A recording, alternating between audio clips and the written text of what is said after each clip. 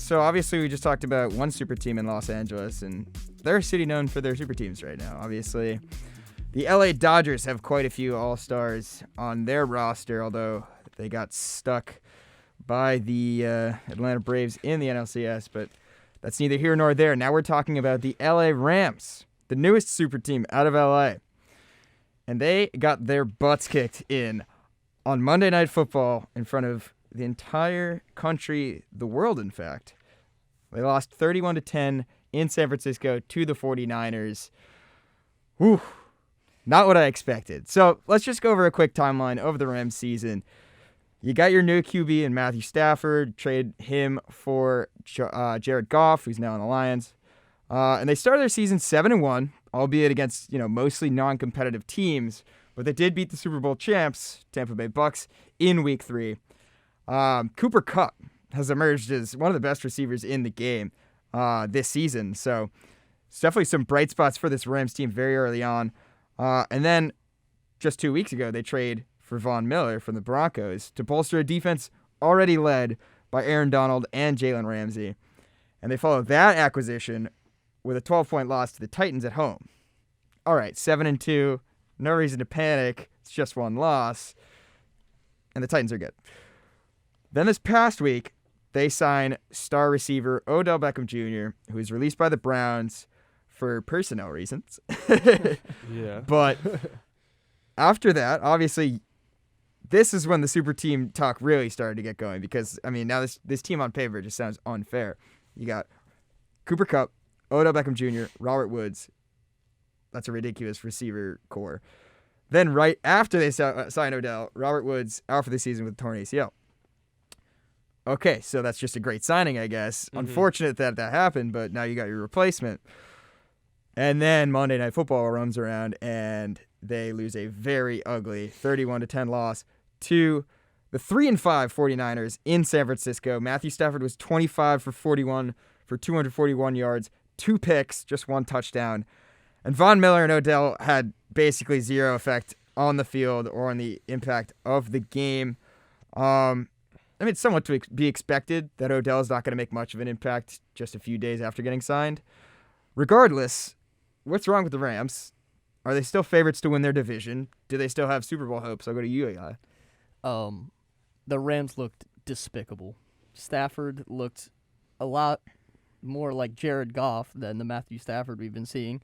I had him as a favorite for MVP. Unfortunately, it was only 1 week, so I'm not going to overreact. But if it keeps going up like this, it's really not going to be a good sight. I'm not too worried about Odell Beckham Jr. as he just showed up, and behind Cooper Kupp, he's going to get his opportunities. He's going to get his catches, and once he gets the ball in his hands, he's going to make magic happen. The defense was atrocious. Von Miller, there's a highlight going around. Von Miller gets absolutely pancaked by George Kittle. Mm-hmm.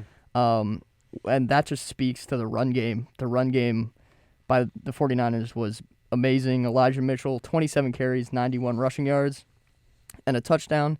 They had 156 rushing yards in total. So when you're running for 156 yards, and Deebo Samuel had another fantastic week. So when you're rushing and passing like that, it's really going to be hard to lose. Yeah, we can ask what happened to the Rams, but we should ask what were the schedule makers thinking, giving them so many tomato cans, besides the Buccaneers, obviously, who they beat pretty single-handedly. But they lost to the Cardinals, who are a legitimate team. They lost to the Niners, who are so-so, and the Titans are a legitimate team. But we got to think about who they beat. They beat the Bears Week 1, the Colts Week 2. They beat the Giants, Seahawks with Geno. They beat the Texans, and they beat who else did they beat? No, I think I covered all of them. Oh, and the Lions. The Lions. They beat the Lions. Tough one. So yeah, that's kind of a given. That's an easy one. But anyway, the Rams have a lot of good faces in the locker room, but that doesn't necessarily translate to on the field accuracy and get them where they're going to want to go, because they were a Super Bowl team contender last week, but this week it's really just not looking that way. 7-3 is a lot different from 7-2, and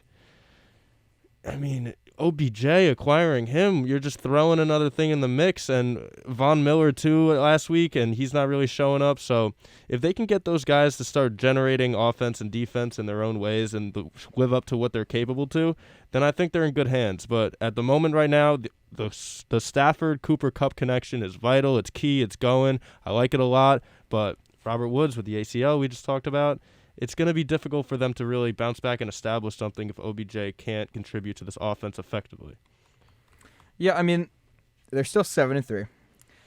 They're in, a pretty tough division out there in the NFC West because you got the Cardinals, who are 8-2. Seahawks aren't really good. And the Niners, the Niners just beat them down. But Jimmy Garoppolo should not look like Peyton Manning out there. Absolutely. Because he just isn't. And he hasn't been like that in 2 years. This isn't a good Niners team. And you can't be, losing 31-10, especially when you have such a ridiculous offensive, you just have so many weapons available to you. And what's kind of crazy is that I don't think this super team formula is necessarily working in LA. Right. It hasn't really worked for any of their teams yet. None. Yeah. The Dodgers didn't get past the Braves. The Lakers are floundering. Obviously, they don't have LeBron. But I don't think that just getting, this is more of a philosophical argument, but I don't think just getting players that are, skilled players that are terrific and proven and just putting them all on one team is going to make that team win games. The Lakers right now are the all-star team from 2008 to 2012. I mean, right. What do you got a bunch of names that everybody knows, but at the same time, how well are they going to perform on the exactly. floor? And this comes down to coaching too. And we know, Sean McVay is a good coach. He's been to a Super Bowl. I don't think he's had one losing season with the Rams, but he's a great young coach, and it's just a little bit weird that it's just 2 games, but it's just a very strange reaction to 2 very big level acquisitions. And so, we'll see if they bounce back from this, but yeah, and I would say with the Rams is the difference between, and just a note, last week I would have considered them at least fringe Super Bowl contenders. I really believe in the Rams. I really believe in Matt Stafford.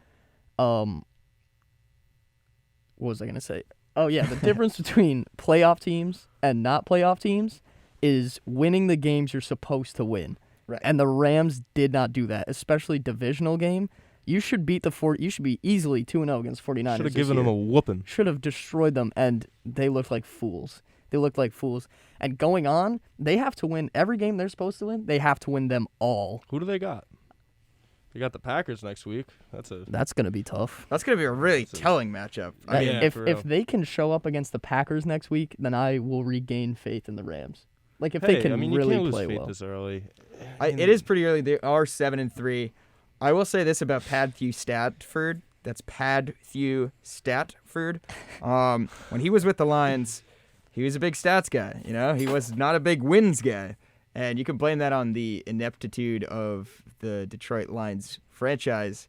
Obviously, they've never won a Super Bowl, haven't been to the playoffs, and I've lost track, but certainly haven't won a playoff game in a very long time.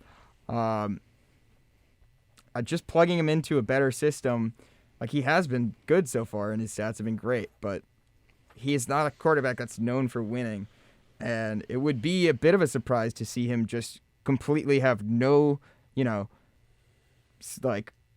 hurdles along the way to becoming, a successful quarterback and having a winning season with a new team, especially. So this game against the Packers is going to be very telling because the Packers are the best team in the league. And, if they can show up in that game and they can compete, is that in Green Bay or in LA? Let me at Green Bay. At Green Bay. So that's going to be a very tough environment for them. We'll see if they can bounce back. I think after a loss like that, if you don't bounce back, it's more of an indictment on your character in your locker room. But this is a tough team, so as long as they're at least in this game, I'm not going to lose faith in them.